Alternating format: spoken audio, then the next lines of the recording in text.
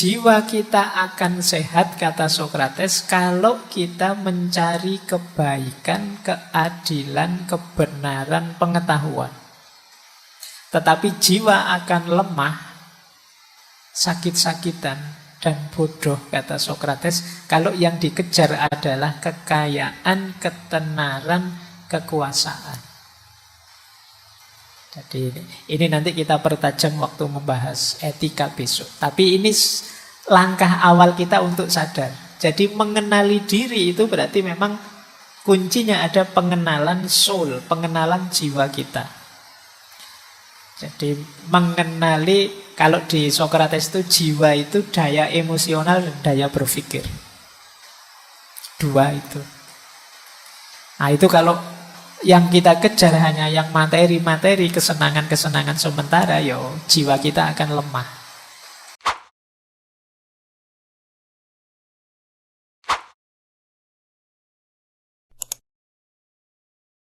Baik, mengawali tema tahun 2023 ini, malam hari ini kita tidak terlalu berat ya. Meskipun bulan ini kita membahas Sokrates,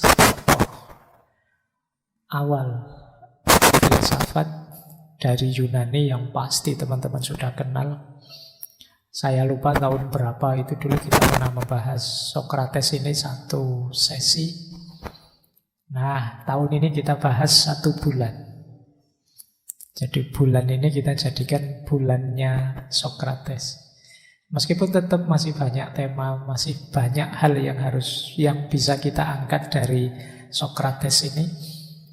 Tapi ya kita awali bulan ini 4 tema tentang Sokrates. Siapa tahu nanti kapan-kapan mungkin ngaji filsafat yang ke-20 tahun kita Sokrates jilid 2. Oke, bismillah ya. Apa perlu saya kenalkan ya, Sokrates ini mestinya teman-teman sudah kenal yang rajin ngaji filsafat ya. Dia ini kelahiran Athena, meskipun tidak pas di kotanya. Desanya ada di satu gunung, kalau jalan kaki sekitar 2 jam menuju Athena. Ayahnya seorang pematung yang bikin patung-patung, ibunya bidan. Nah, Sokrates itu mudanya juga bantu ayahnya, jadi tukang batu, jadi tukang bikin patung. Kemudian dia pernah juga jadi tentara pasukan yang membela Athena di usia-usia 30-an. Kemudian yang paling terkenal hidupnya memang banyak dihabiskan untuk berkeliaran. Jadi dia ini sukanya jalan-jalan kemana-mana di seluruh penjuru kota Athena, meskipun nongkrongnya, mojoknya banyak di satu pasar namanya Agora. Nah, beliau nongkrong di satu tempat, di satu serambi. Yang serambi ini terkenal juga dipakai orang-orang Stoa. Nah, disitulah dia banyak melahirkan gagasan-gagasan filsafatnya lewat jalan dialog. Nah, itu gayanya. Jadi dia ini sering meresahkan orang karena usil, atau saya tidak tahu kalau bahasa hari ini agak julid atau gimana ya. Jadi dia tanya hal-hal yang membuat orang bingung, tapi akhirnya orang menemukan kebenaran. Ini gayanya Sokrates. Meskipun nanti akhir hidupnya agak tragis. Dia dihukum mati, dieksekusi, dipaksa minum racun karena dianggap merusak pikiran anak-anak muda. Nah, ini ngawatiri ya, ternyata merusak pikirannya anak-anak muda, resikonya mati zaman itu. Ya karena yang punya kuasa kan juga punya kepentingan. Dia ini hidup di era polis Athena, satu kota pemerintahan yang terkenal sekali. Jaya-jayanya Athena saat itu, pimpinannya namanya Perikles. Apalagi Sokrates ini dikenal dari sisi fisik adalah orang paling tidak ganteng se-Yunani. Jadi memang dia digambarkan sama sekali tidak menarik. Perutnya buncit, matanya agak melotot, hidungnya besar, pundaknya, lehernya banyak bulu-bulunya, kakinya agak bengkok. Kalau jalan kemana-mana nyeker. Apa bahasa Indonesia ini nyeker gitu? Tidak pakai sandal. Tidak simpel ya bahasa Indonesia. Jadi dia kalau Jawa kan cuma satu kata nyeker gitu aja. Jadi dia kemana-mana tidak pakai apa-apa, tidak pakai sandal.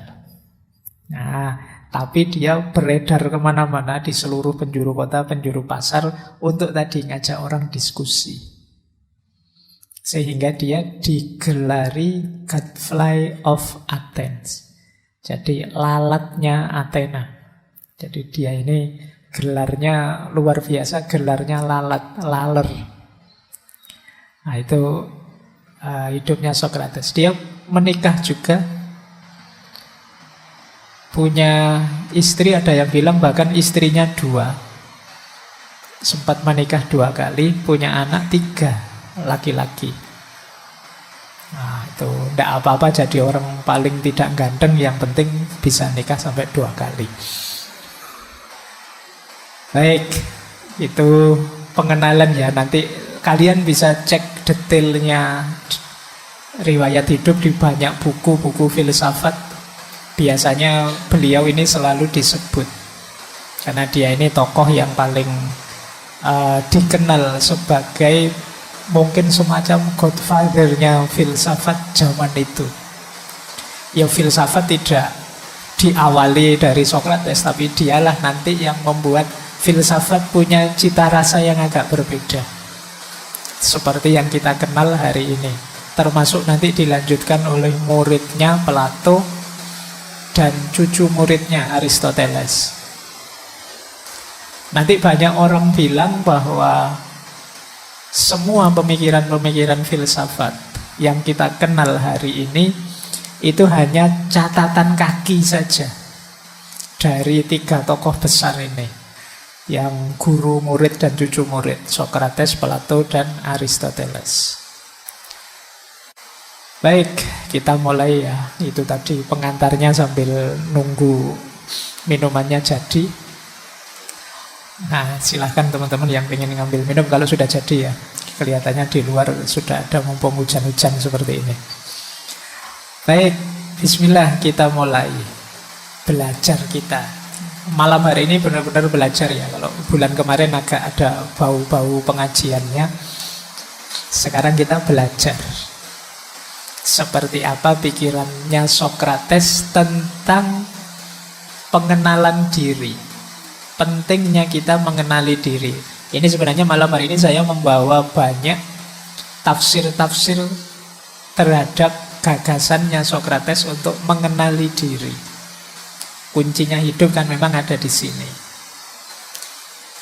Yang pertama, mari kita ingat dulu Socrates ini menggeser orientasi berpikir zaman itu dari nalar atau cara berpikir kosmosentris menjadi antroposentris. Kosmosentris itu berpikir yang pusatnya ada pada kosmos. Berpikir tentang alam. Apa sih hakikatnya dunia ini? Alam ini diciptakan bahannya apa ya? Dan seterusnya. Jadi tokoh-tokoh filsafat awal seperti Thales dan kawan-kawan yang dulu pernah kita bahas, ini kan cara berpikirnya disebut jenisnya kosmosentris. Pusatnya ada pada kosmos. Nah, begitu sampai pada Socrates, digeser cara berpikir ini. Bagi Socrates ada yang lebih penting untuk dibahas, yaitu manusia itu sendiri. Namanya antroposentris. Antropos itu manusia, sentris itu ya sentral, terpusat. Jadi dia menggeser pemikiran orang dari berpikir tentang kosmos, alam semesta menjadi berpikir tentang manusia.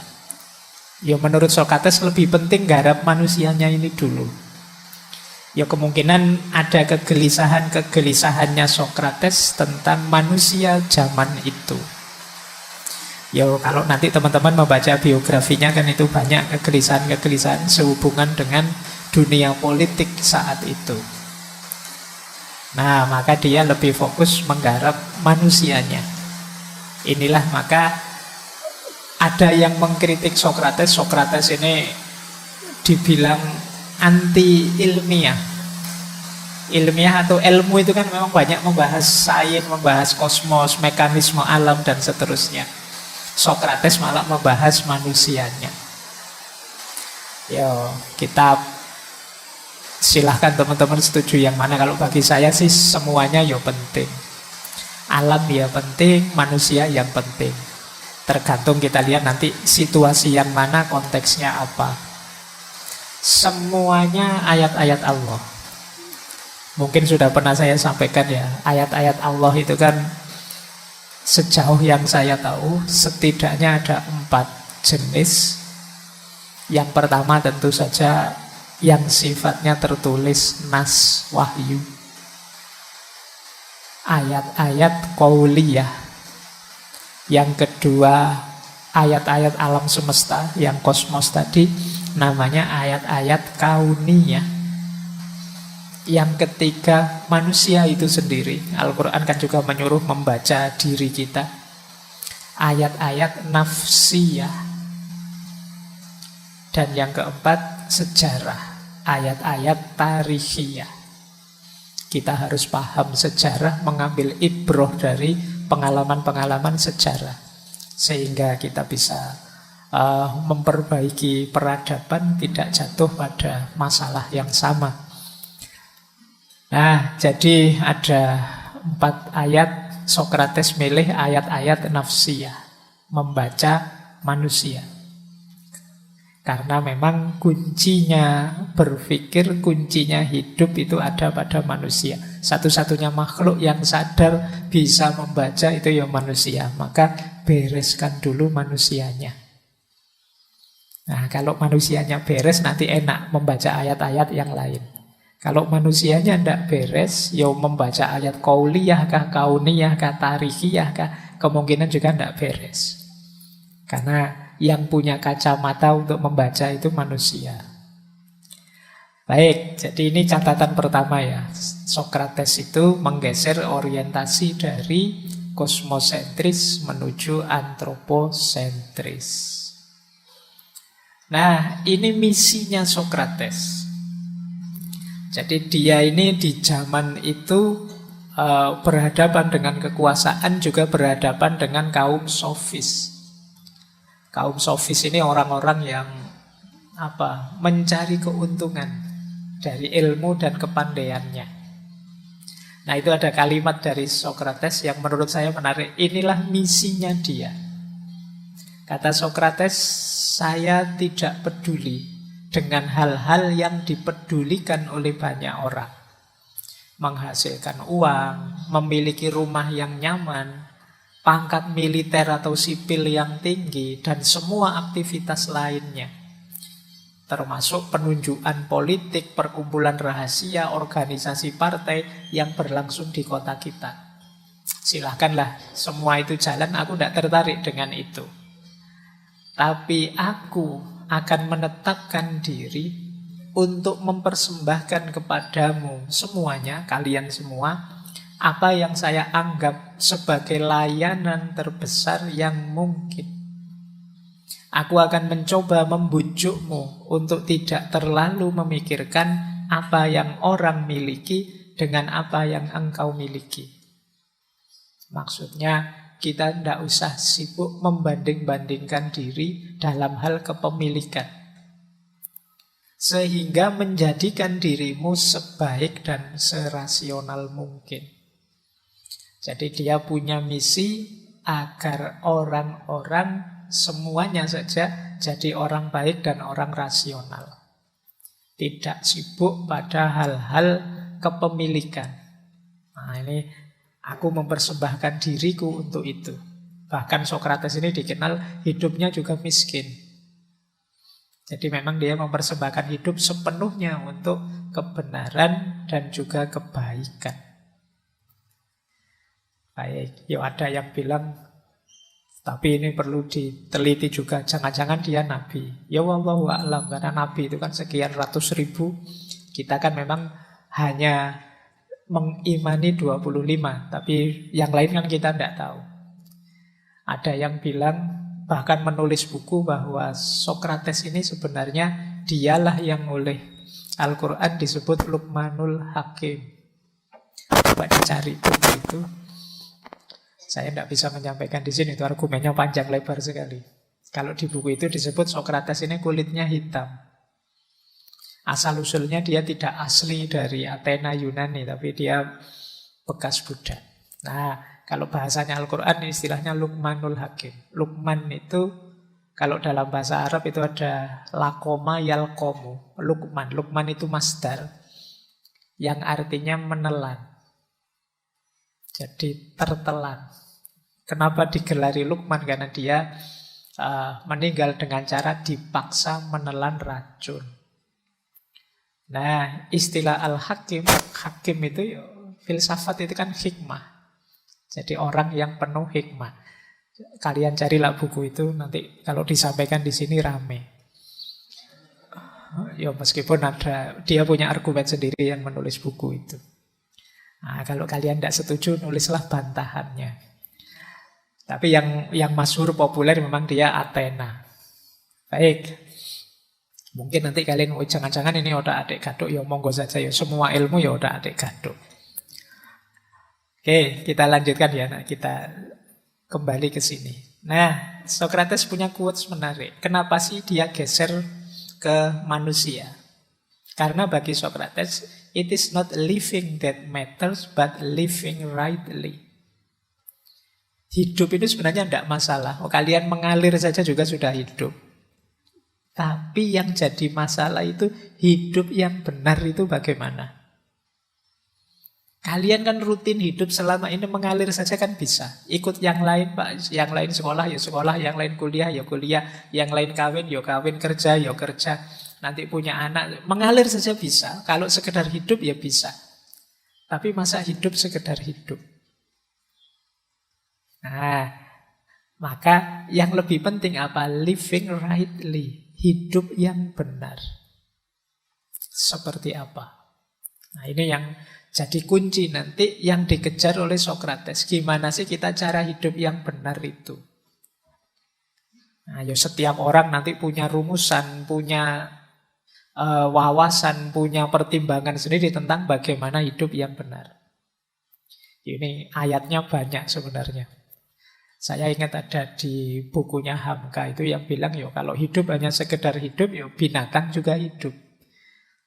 Kera juga hidup, monyet juga hidup, kerbau juga hidup, semut juga hidup. Kalau sekedar hidup, rutin saja mengandalkan insting, ya semua makhluk ya hidup.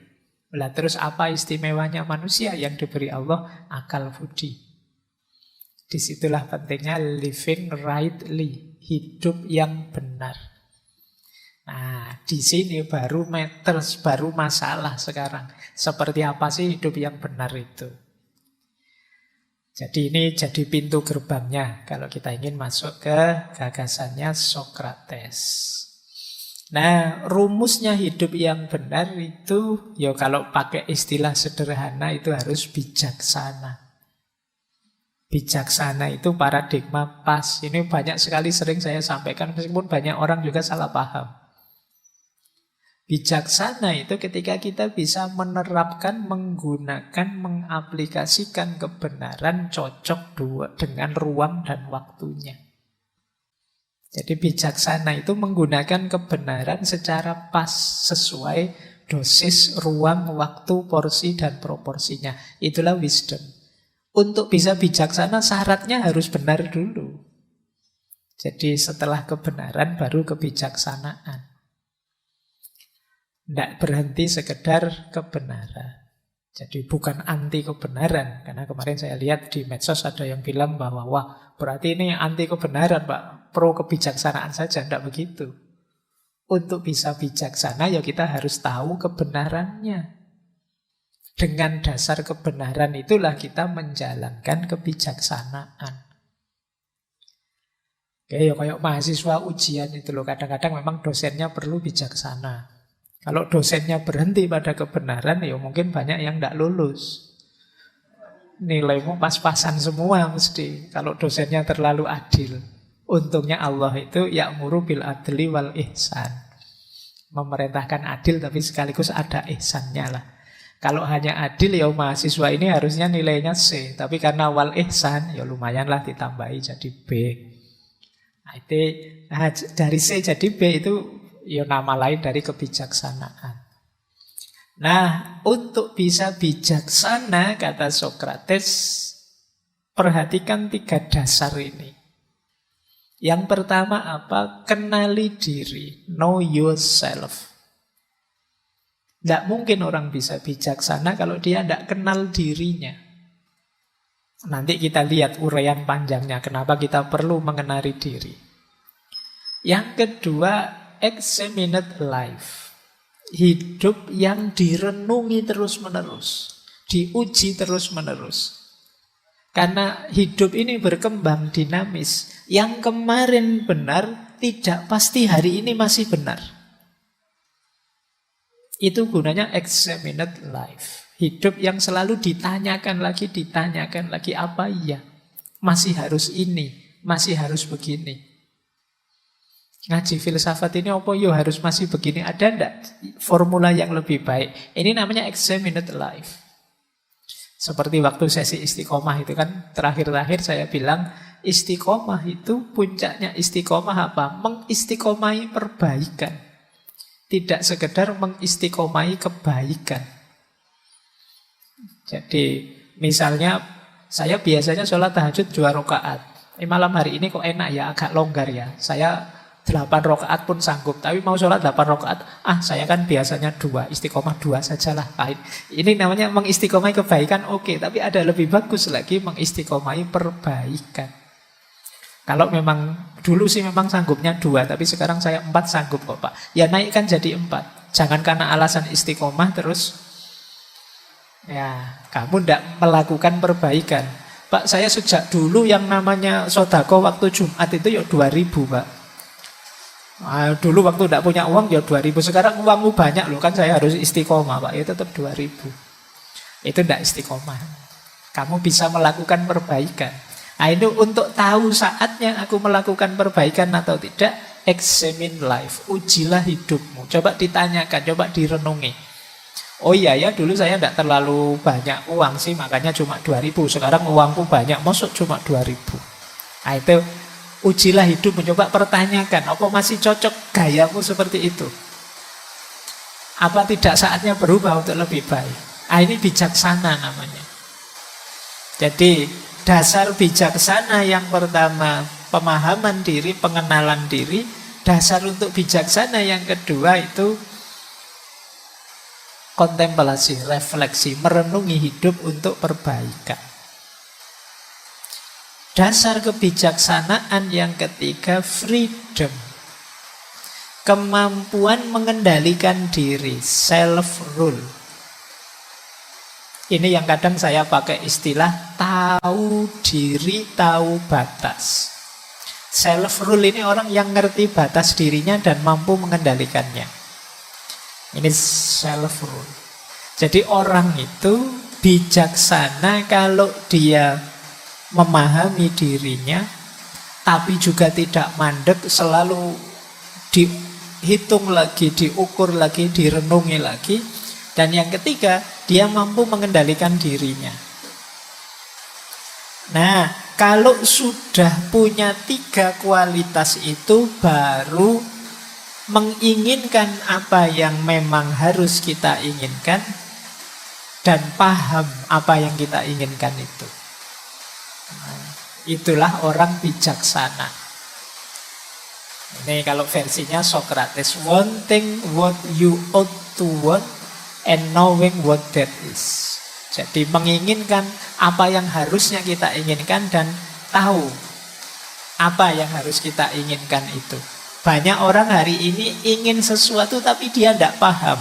Kenapa kok saya ingin itu? Kenapa kok aku butuh ini, perlu itu? Jadi itulah orang bijaksana. Pak Faiz kok suaranya sekarang tambah keras? Ya sekarang hujan. Kalau hujan gini saya suaranya lembut kayak awal-awal tadi, kalian nggak dengar. Nah ini namanya tahu, ada alasan ketika melakukan sesuatu, tidak asal. Kalian paham situasi, tidak kok, saya sejak dulu gayanya ya gini ya, harus istiqomah gini terus, bisik-bisik kayak awal tadi ya, wadah hujan suaranya kayak gini ya. Kalian tidak akan dengar yang malam hari ini hadir. Maka agak saya keraskan sedikit. Ini yang disebut kebijaksanaan. Jadi tahu apa yang harus saya lakukan dan ngerti kenapa begitu. Bisa menjawab pertanyaan mengapa. Nah, kalian juga begitu. Biasanya ngantri masuk ke sini sudah ngambil minum. Tadi minumnya belum siap, tidak apa-apa kalian masuk. Nah sekarang ditanya kalian, enaknya kamu keluar ngambil minum atau sudahlah, tidak usah, biar saja. Nah, itu kalian harus ngerti dasarnya. Tidak sekedar males tapi tahu, tidak usah Pak, saya tidak usah keluar ngambil minum lagi, biarlah yang datang belakangan saja, nanti mengganggu kalau saya keluar atau apa. Nah, itu namanya tahu apa yang harus kamu inginkan dan ngerti dasarnya. Jiwa kita akan sehat, kata Sokrates, kalau kita mencari kebaikan, keadilan, kebenaran, pengetahuan. Tetapi jiwa akan lemah, sakit-sakitan dan bodoh, kata Sokrates, kalau yang dikejar adalah kekayaan, ketenaran, kekuasaan. Jadi ini nanti kita pertajam waktu membahas etika besok. Tapi ini langkah awal kita untuk sadar. Jadi mengenali diri itu berarti memang kuncinya ada pengenalan soul, pengenalan jiwa kita. Jadi mengenali, kalau di Sokrates itu jiwa itu daya emosional dan daya berpikir. Dua itu. Nah itu kalau yang kita kejar hanya yang materi-materi, kesenangan-kesenangan sementara, jiwa kita akan lemah. Untuk sehat, jiwa itu harus diberi asupan kebaikan, kebenaran, keadilan, pengetahuan.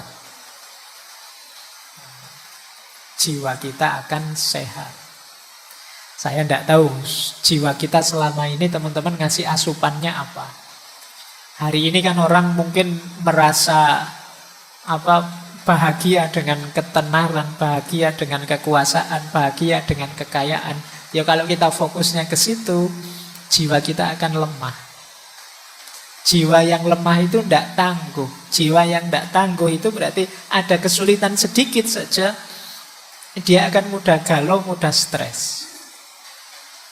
Itulah mengapa orang hari ini banyak yang stres. Yang dikejar keliru. Loh Pak, apa enggak boleh Pak kita kaya, apa enggak boleh kita terkenal, apa enggak boleh kita masyhur dan lain sebagainya? Boleh, tapi itu jangan jadi tujuan. Itu anggap saja efek sampingnya saja dari kebenaran, kebaikan, keadilan, pengetahuan. Jadi itu bonusnya, kalau pakai bahasa bulan lalu itu karomahnya. Karomah jangan jadi tujuan. Tujuannya tetap keadilan, kebaikan, kebenaran, pengetahuan. Kalau ada teman-teman yang merasa, Pak saya kok mudah galau Pak, kok mudah stres Pak, coba dicek, jangan-jangan tujuan hidupmu yang melemahkan jiwa tadi. Hanya kesenangan yang sesaat, mungkin lewat kekayaan, lewat ketenaran, lewat kekuasaan dan lain sebagainya. Apalagi ini menjelang-jelang pemilu ya, kekuasaan itu kan semua orang mengejarnya. Nah, ayo hati-hati, kata Sokrates. Jadi ini dasar teorinya sederhana, masih belum terlalu rumit. Nanti di filsafat-filsafat selanjutnya lebih rumit. Nah, yang selanjutnya, mari kita belajar mengenali diri, kata Sokrates. Tadi kan kita membahas pertanyaan siapa aku, who we are. Pertanyaan siapa aku itu jangan lupa punya dua sisi. Yang pertama identitas, yang kedua reputasi. Identitas itu siapa aku menurutku, itu identitas. Kalau reputasi, siapa aku menurut orang lain. Dua-duanya sama-sama penting. Alhamdulillah kalau sama. Menurut saya itu orang baik. Temanmu bilang, iya Pak, dia memang orang baik, cocok berarti. Ada kalanya, menurut saya orang baik Pak, terus temanmu bilang, alah jari sopo. Kamu ngaku-ngaku sendiri. Nah, itu reputasi. Kamu merasa orang soleh, kamu merasa orang unggul, kamu merasa orang luar biasa. Identity. Tapi pandangan orang lain terhadapmu itu reputasi. Jadi menilai diri kita, perhatikan ada dua sudut pandang. Ada identitas, ada reputasi. Nanti di Sokrates, beberapa penafsirnya Sokrates menganggap justru yang lebih dominan itu reputasi. Untuk mengenal diri kita. Kenapa?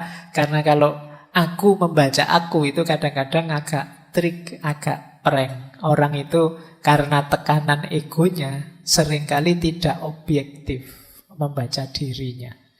Kalian kan merasa benar terus, baik terus, yang bagus, yang cocok. Kalau salah kan kalian cari-cari alasan biar nggak dianggap salah.